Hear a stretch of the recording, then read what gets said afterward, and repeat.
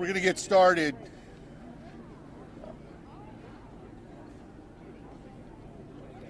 Good afternoon, everyone. My name is Victor, typical spelling Victor. Last name is Gordlo, Gordo, mayor of the city of Pasadena. Let me first say on behalf of all residents of Pasadena that our thoughts and prayers are with those who have lost their home and even their lives here in Pasadena, as well as in Altadena and the Palisades. On behalf of all residents of Pasadena and the leaders that you see behind me, we will certainly have all those individuals and their families and friends in our thoughts and prayers. We have experienced a tremendous tragedy here in our community. To date, we have over 100,000 people under mandatory evacuation. We've had 5 fatalities, and then we have close to another 100,000 people who have been warned to evacuate because they are in a danger zone. Hundreds of homes have been lost. I'll let the police chief and the fire chief talk about that. But this is an opportunity for us as a community, as a people, to band together and work to support one another. Whether you're affected or not, please take the opportunity to help a neighbor, help a friend, check in on friends and neighbors, and certainly check in on family members. Here with me today are Councilmember Jason Lyon, Councilmember Justin Jones, Councilmember Jessica Rivas, my colleagues on the Pasadena City Council. Also with us today is City Manager Miguel Marquez, our Supervisor, LA County Supervisor Catherine Barger, Congressmember Judy Chu, State Senator Sasha Perez, Assemblymember John Harabedian, the Superintendent of the Pasadena Unified School District, Dr. Blanco, the President of Pasadena City College, Dr. Jose Perez, a representative from the Humane Society. Also with us today are neighboring Assembly members, Assemblymember Coloza, Assemblymember Nick Schultz. You'll also hear from Fire Chief Chad Augustine and Police Chief Gene Harris. So again, I just want to assure people that Pasadena is working in conjunction with our neighboring jurisdictions, including the County of Los Angeles, particularly the County of Los Angeles.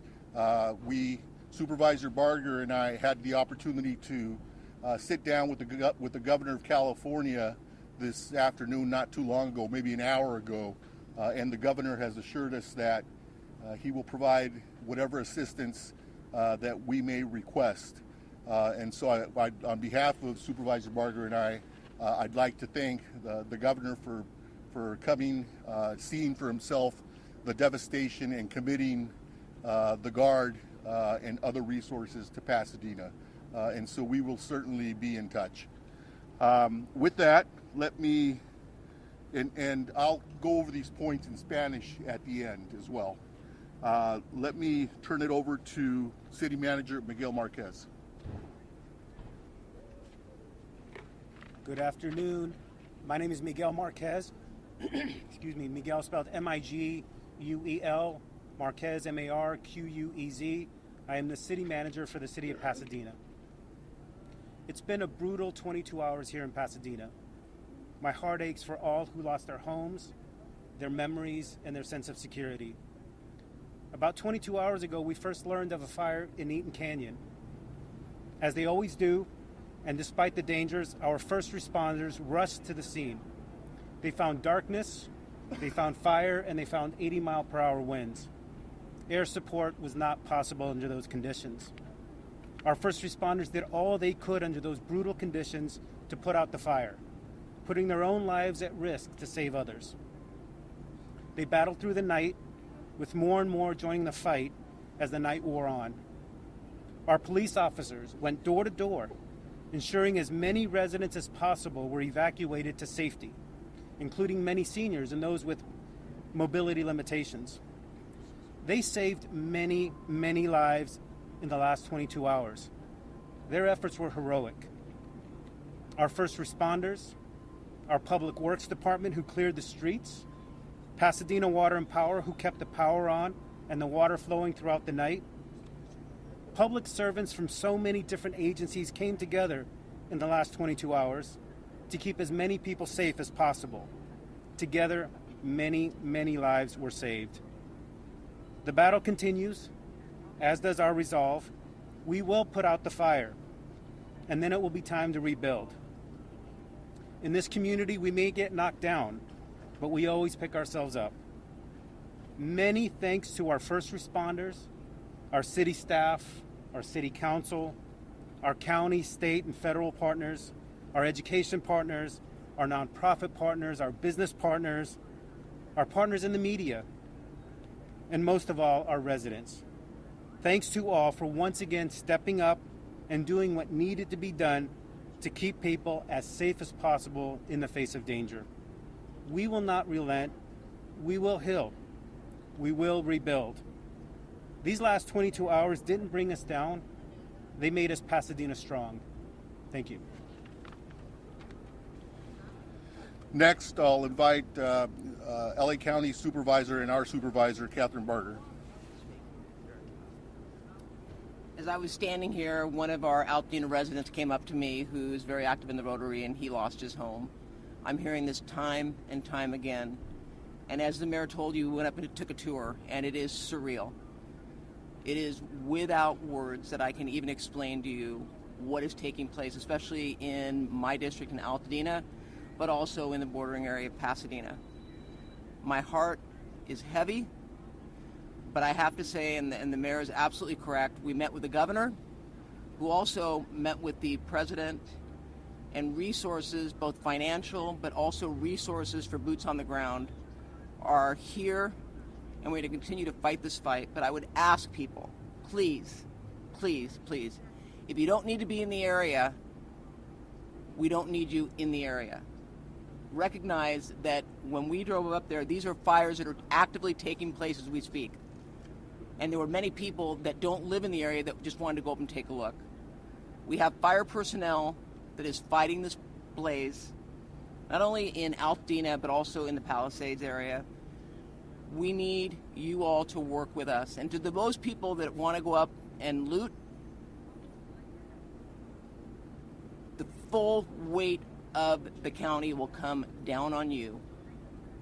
And that's going to start with the district attorney, who's issuing a press release and is going to make sure the full extent of the law is played out if you are caught looting in any area impacted by this fire. But I want to thank our first responders, who many of which have been on the line for over 24 hours. And I think it's important for us to know that the chief of the LA County Fire has asked for resources outside the state, with the goal to let them go in and begin to fight the fires so that our firefighters can take a break and then start again. But again, I want to thank our first responders, but I also want to thank our state and federal partners, Congressmember Chu, Congressman Whitesides, who represents the Santa Clarita area. It's very reassuring to know that we have an all hands on deck, both at the state and at the federal level. And we will rebuild. And to my friends out there that have lost their homes, we are here for you as we look forward to what we are going to do to help you rebuild your life. So with that, thank you. Next, Congressmember Judy Chu. Hello, I'm Congressmember Judy Chu, and I just got off the plane from Washington, D.C. My heart goes out to those who've lost their homes and their businesses. I've had friends tell me that they've lost their homes, and I can't believe the destruction that this fire is causing. But I want to tell you that this morning I was on the phone with the White House and with FEMA, and President Biden has declared this a national disaster. So now the mechanics are set for people to get assistance for recovery from FEMA. And also, FEMA was asked last night by the state of California to declare this eligible for the fire management grants, and indeed it is. So all the expenses that we see for fighting this fire will be reimbursed by the federal government. And also, I've spoken to Supervisor Torres of the San Gabriel Mountains. He's asked for help from Washington, D.C. to close the forest area. So I do want to urge everybody, please stay away from the forest area. And I just urge everybody to make sure that you obey the evacuation orders, and that also you take advantage of the shelters that are available at the Pasadena Civic Center as well as the Arcadia Community Center. Our office is going to be ready to assist you in the recovery from these fires. And we know that there will be assistance from the Small Business Administration, which has emergency loans, and there will be grants from FEMA. But right now, the most important thing is to be safe. So that's why I say to everybody, please stay out of these areas. Please make sure you obey the evacuation orders, and please stay safe.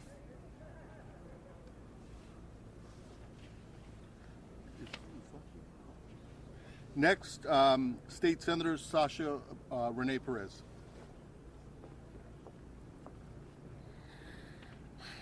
Good evening, everyone. I think this is a really difficult moment for many of us in the community, especially for those of us that have grown up in the San Gabriel Valley and who have come to know and love this community. As the supervisor said, we're receiving many calls from friends and community members letting us know that they've lost their homes, they've lost their businesses. This is a really devastating time. We just toured the site and there are still fires burning, and I want to emphasize to people, if you are told to evacuate, please evacuate. Please take these warnings seriously. I have family members that have evacuated, they have left their homes. I understand how difficult of a decision this is, but this is about safety and safety first. We want to make sure that you all are taken care of, that you're taking care of your families. This is what is most important right now.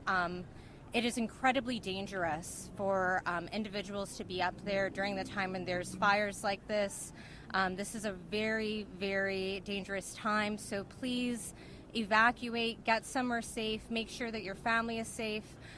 Also, if you receive an evacuation warning, please make sure, if you have elderly neighbors, pick up the phone and let them know. We've seen a lot of senior citizens just here at the senior center that have been evacuated, and someone taking a moment to knock on the door and make sure that they were informed so that they're getting out of their home is so critical and makes such a difference. We know right now that there's a lot of folks that are struggling to have cell service when they're up in the foothills right now. We know power lines are down. And these fires are continuing to rage on. So, the state's doing everything that it can right now to make sure that we're allocating resources. We're moving firefighters from Northern California, from Central California to come here to fight this fire. There's firefighters coming from out of state. And so resources are coming. We're going to get this thing contained, but it is going to take time. And so make sure that you're staying away, letting our public safety officers do what they need to do so that we can get this contained. Thank you. Next, Assembly Member John Harabedian. Thank you, Mayor Gordo. For anyone who is a believer of any faith, please, we need your prayers. We need your thoughts of healing and anything that you can do to help our community. Many of our neighbors, our loved ones, and members throughout our community lost their lives today. And we are with you. We see you, we feel you, and we are going to help you get through this. As part of the state of California, along with our governor, our federal and local officials, our main mission now is to keep people safe, minimize any further devastation. And for those of you who lost your homes, who lost your property, who lost your loved ones, we are going to help you rebuild.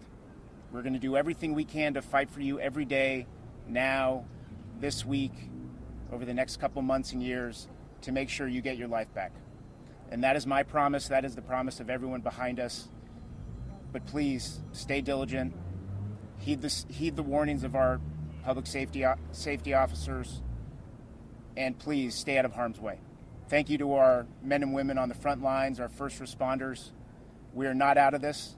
It is all hands on deck, and it's going to be a long couple nights still. So thank you to everyone who's helping these efforts, and please pray for us. Next, Superintendent of the Pasadena Unified School District, Dr. Blanco. Good evening, and I want to echo the sentiments that our heart goes out to all of our families, our staff, our employees who have suffered losses during this devastating event. Behind me, you see the power of us, the city, the mayor, the city manager, our leader from the PCC, all came around the school district to help us provide for our families and our students. I saw many of my families here today who have lost their homes along with their staff.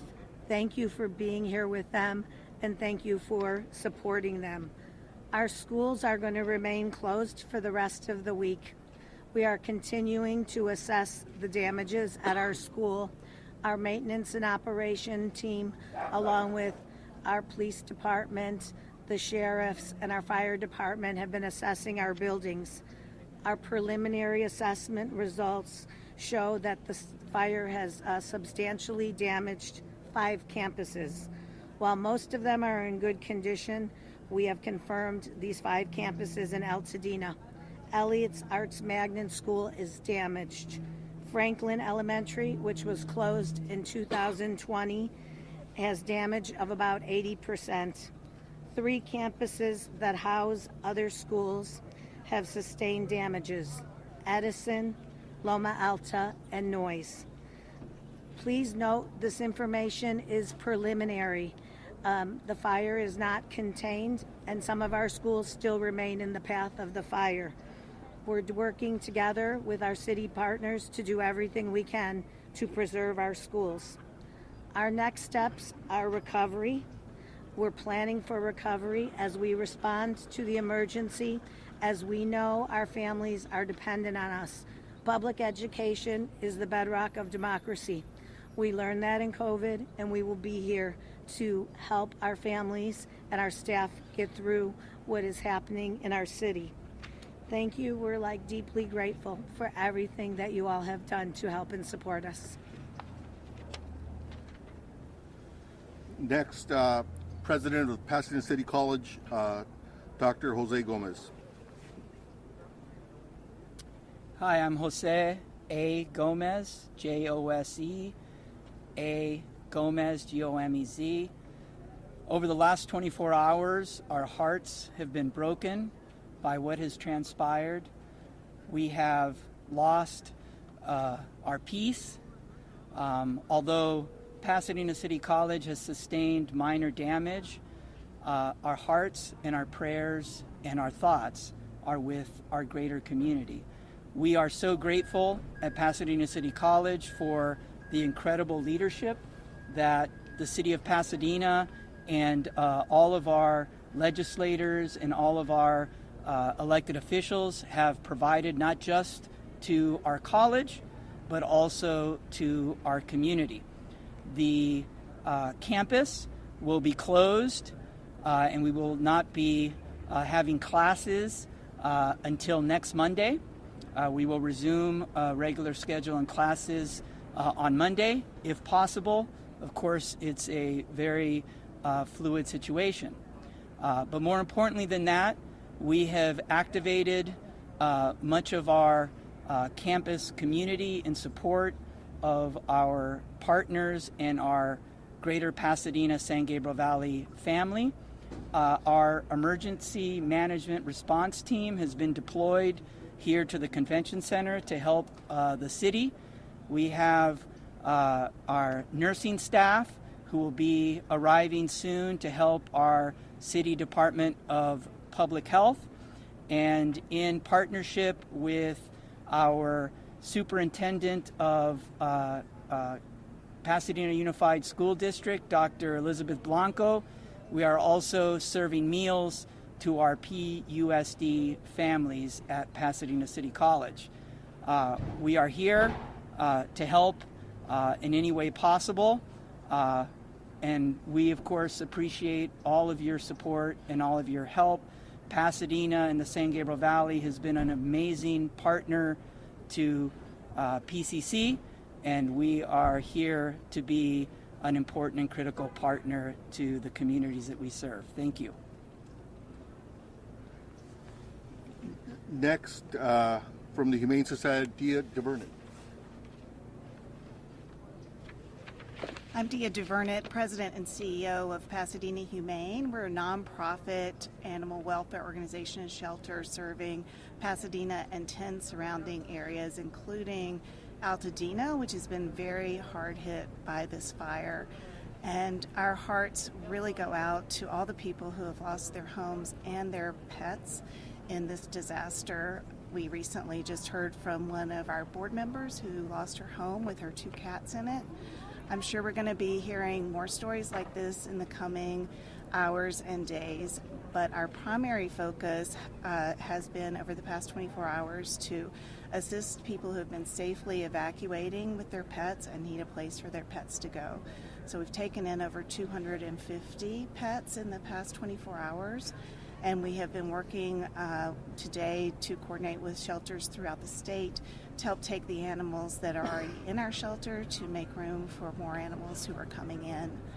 I want to really thank everyone who has offered assistance, including the shelters around the state and people who we see in our community who are rescuing neighbors' pets and bringing them to us. It really has been heartwarming to see even our staff members who have been evacuated and are losing their homes coming to the shelter to shelter with their pets and take care of other people's pets. It's going to take a real community effort to recover from this.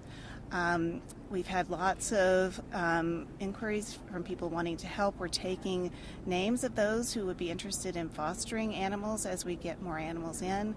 Right now, our primary need is monetary donations so that we can provide emergency services to pets that have been impacted by the fires. We are also providing food and other pet supplies if anyone is in need. And we really encourage you, if you are evacuating, please make sure your pet has identification. Take pet supplies with you. And if possible, please try to stay with family or friends who can accommodate you and your pet, as the shelters are really becoming quite stressed in this situation. I want to give a few concrete resources because they have been rapidly evolving. For those in the foothill areas who have horses in need of shelter, right now the Fairplex in Pomona is taking them, the Industry Hills Equestrian Center, and soon LA County will be opening the Antelope Valley Fairgrounds. We've heard that the LA Equestrian Center, where horses have been kept, is currently being evacuated. We have recently started to see the first injured animals coming in. We've had a cat and some wildlife coming in. If you do find injured wildlife, we'd like you to call our wildlife helpline at 626-344-1129. We're very thankful to our skilled veterinarians who are providing care to these animals, and we'll continue to provide care around the clock to animals in need in our community. Thank you.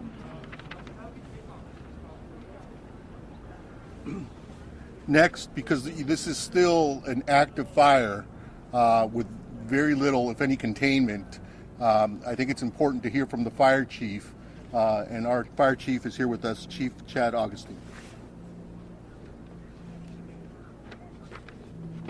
Good afternoon. My name is Chad Augustine, your Pasadena Fire Chief, ChadAugustin. I'd like to give you a current sit-stat on our Eaton fire. We can confirm that the Eaton fire is now over 10,600 acres at 0% containment. I'd be remiss, though, if I didn't highlight some of the heroic actions last night by your public safety, police, and fire, who literally saved lives, pulling people out from burning buildings, getting them out of streets and vehicles where they had no ways to evacuate. Our death count today would be significantly higher without their heroic actions.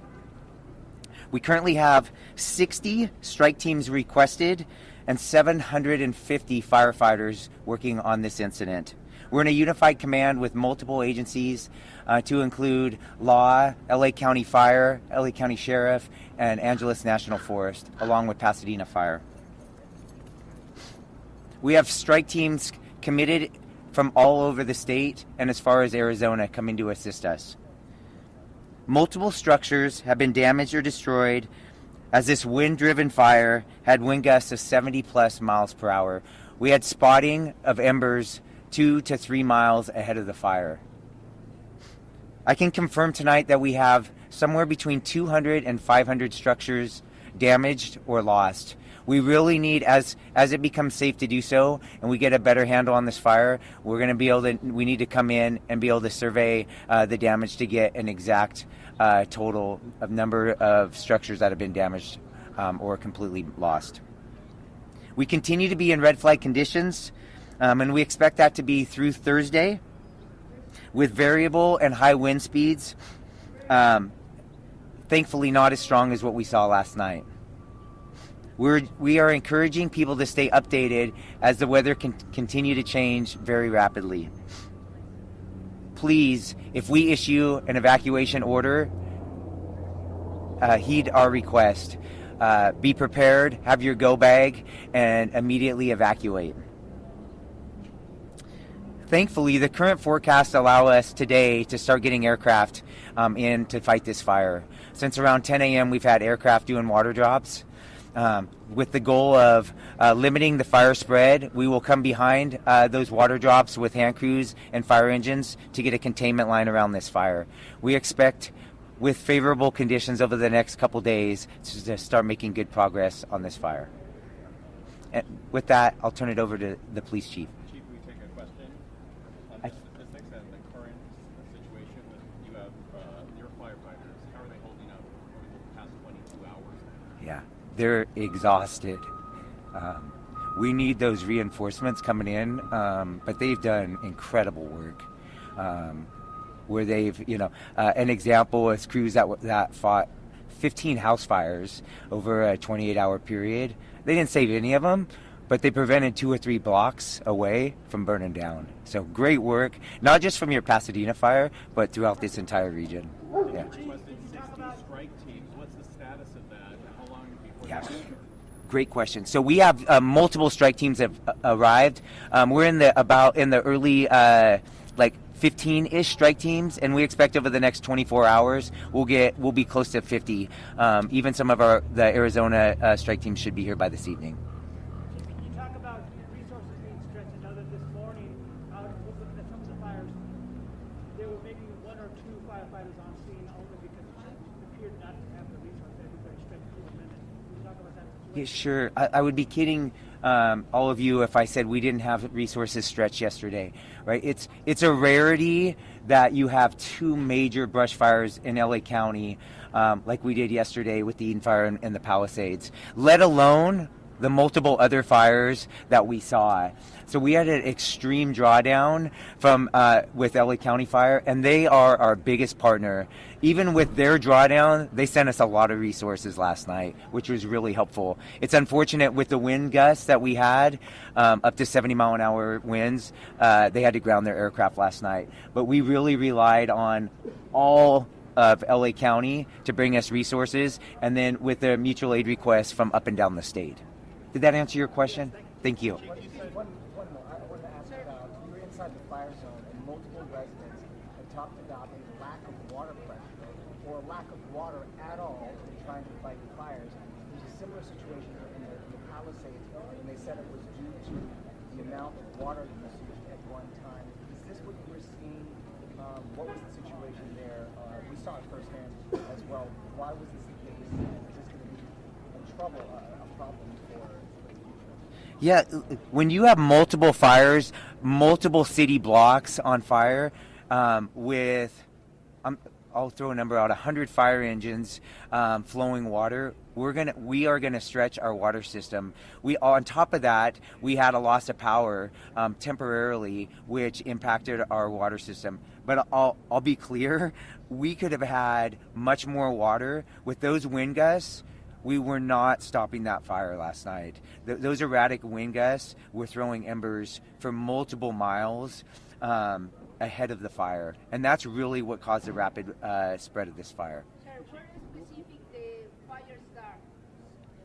The most specific, because it's a picture taken approximately 6:30 last night, like a transforming fire, and around 9 That's correct. The time that is correct, and around 6:30 was when the fire came in the Altadena area. It was actually in LA County, but right on the border. We had both Pasadena and LA County resources arriving almost simultaneously.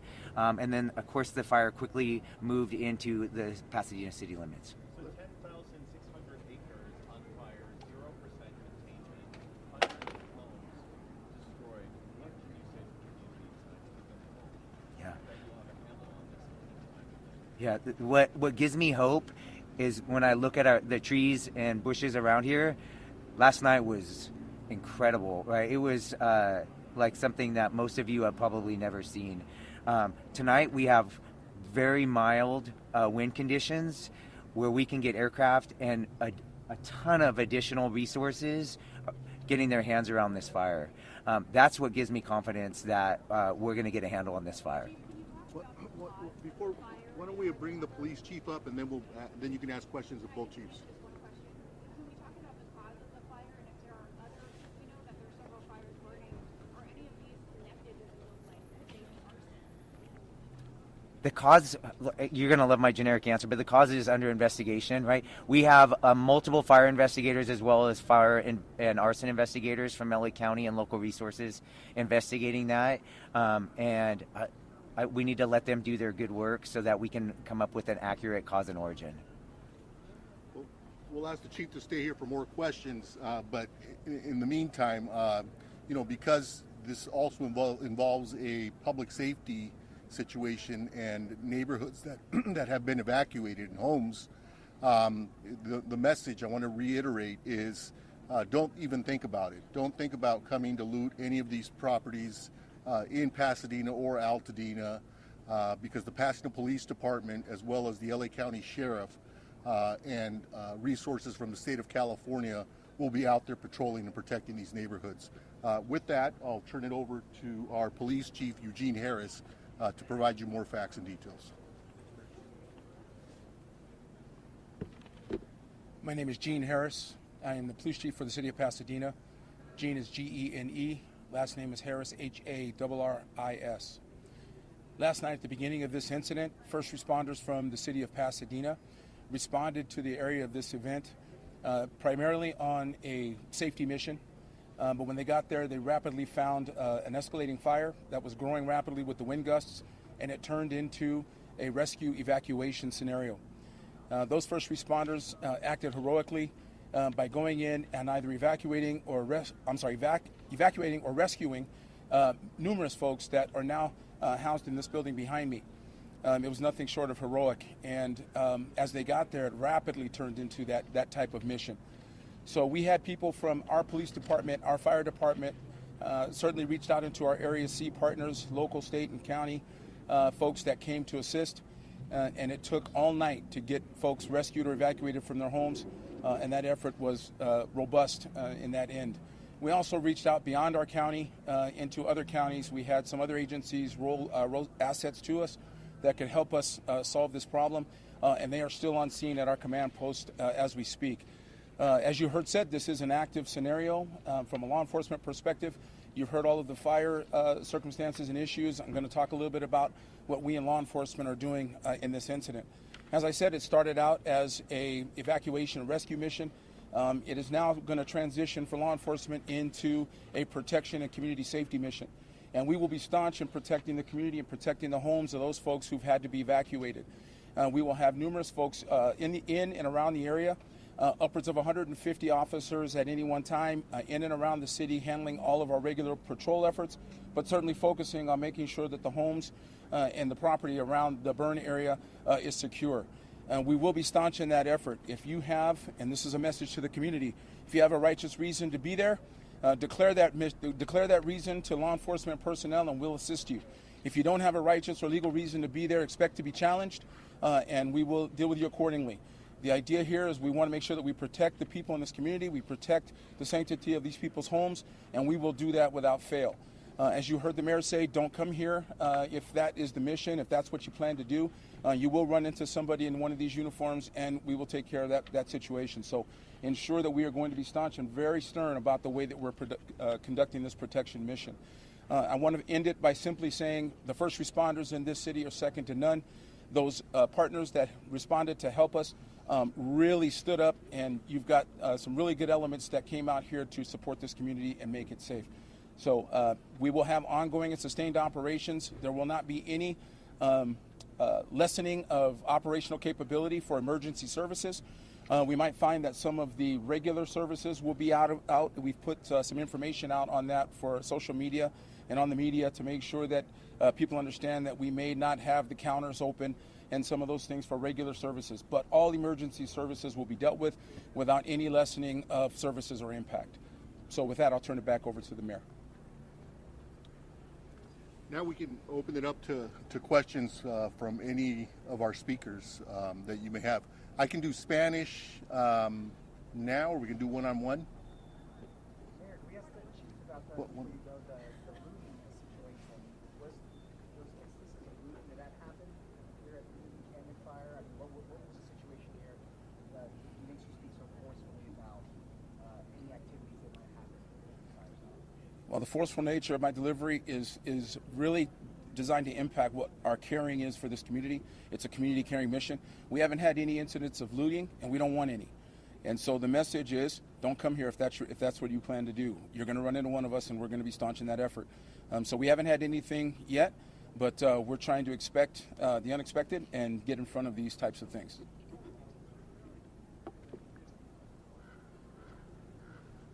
Any other questions for Chief Augustine?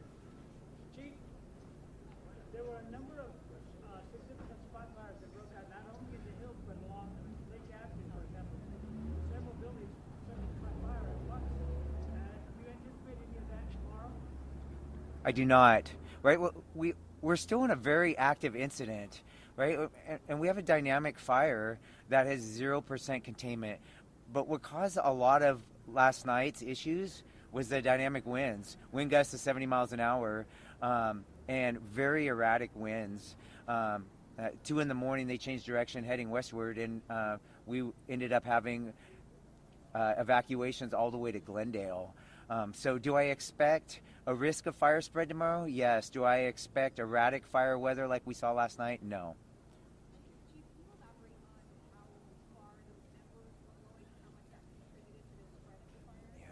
We can confidently say those embers were spreading ember casts 2+ miles, right? And we were in red flag conditions, right? And just acknowledging that we're in red flag conditions in January, right, should make us all pause. And so the humidity was so low last night that a single spark could cause a fire. And then you add in the wind gusts. And when I was driving to the fire last night, there was dozens of fires starting just from the embers that were being thrown in blocks, and miles ahead of the fire. Chief, the owner of the Bunny Museum told us on our air on CBS that the fire hydrant in front of the museum runs dry and that firefighters couldn't get any water out of it. Are you sure that all the hydrants are working? Was that a water pressure problem? What's your thoughts on that? Yeah, I can't comment on that specific instance because I don't know the facts of that, but I can tell you that it's very common in a brush fire in a city when you have that big of a fire with that many resources that we're going to tax our water supply and our water system. Then if you have a loss of power, which may impact the pressure, it's going to make it even worse. So Yes, all of that. We're going to struggle on water supply on a very, very large brush fire like we saw last night with multiple structures on fire. Do you feel that you got enough help, enough mutual aid quick enough? Did it arrive fast enough? Yeah. Sure. The what was great, if there was a positive thing from yesterday, is we were preparing for a wind event for multiple days in advance of what happened last night. We were preparing for a wind event as well as possible brush fire, but you had augmented staffing all over the county, and which really benefited us because we were able to be nimble, send resources to Palisades Fire early in the day, and they were sending us resources by the evening time. That's the benefit of the mutual aid system in California, specifically LA County. Yes. You know, as we're speaking right now on our air, we're showing live pictures of houses burned to the ground. Yes. These are images that you and everyone sent me. I've seen all day long. What do you say to people watching this happen? We grieve for them, right? We are incredibly sorry that they have a loss of, for many of them, everything they own, right? And it's tough as your fire chief. That's my responsibility. I also know that last night was unprecedented conditions where we did a lot of good work, but we were not able to save every residence or building that was out there. Mayor Gordo, on that same note, how surreal is it? You've been inside this convention center many times before for many different events, but to see it being utilized in this way, more than 1,000 people are now using this. And looking forward, what are some of the biggest needs that you think in the days to come that you'll need here for the folks here that have evacuated? Well, first and foremost, it's very sad to see families dislodged, particularly families that have lost their home and, as the chief says, have lost everything. I think one of the biggest challenges is going to be to transition people who have lost their home into permanent housing. We have hundreds of homes that have been destroyed, and moving people into permanent long-term housing is definitely going to be a challenge, and it's going to be a challenge that we're going to engage the county, the state, and the federal government in. Has there been any contact information, a website or phone number set up for missing persons?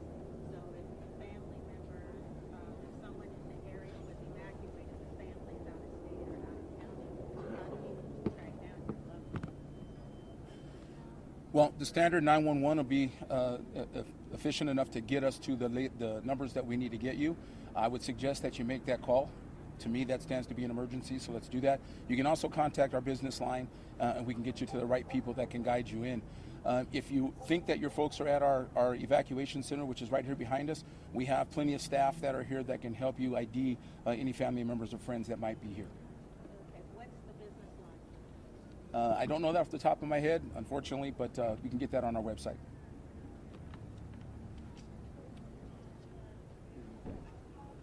Okay, this again, to all affected residents, know that your city, your county, and other resources are there to help. If you need assistance, please reach out to us. Pasadena and its residents and Altadena, it's a resilient community. And I'm sure that we'll bounce back. In the interim, this is an evolving situation, and so we're asking people to listen carefully to what the police chief, the fire chief are saying. If you're asked to evacuate, evacuate. If you're thinking about coming to Pasadena or Altadena, for that matter, to cause problems, think twice, because the Pasadena Police Department and the LA County Sheriffs will be there to greet you. And you will be arrested if you're engaging in conduct that you should not be engaging in. With that, that will complete our, unless there are other questions. Thank you.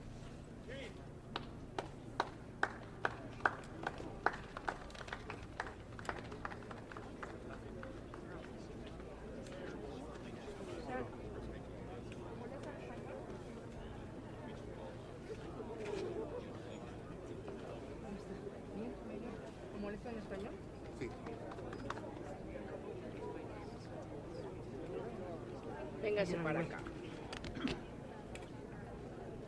¿Cómo ha estado? Estábamos, que es la bendición. ¿Verdad? ¿La familia bien? La familia bien, gracias. Qué bueno. Véngase para I'm acá. Dr. Pachetti. I couldn't hear you, but what is the update in Monrovia? You know, we don't know.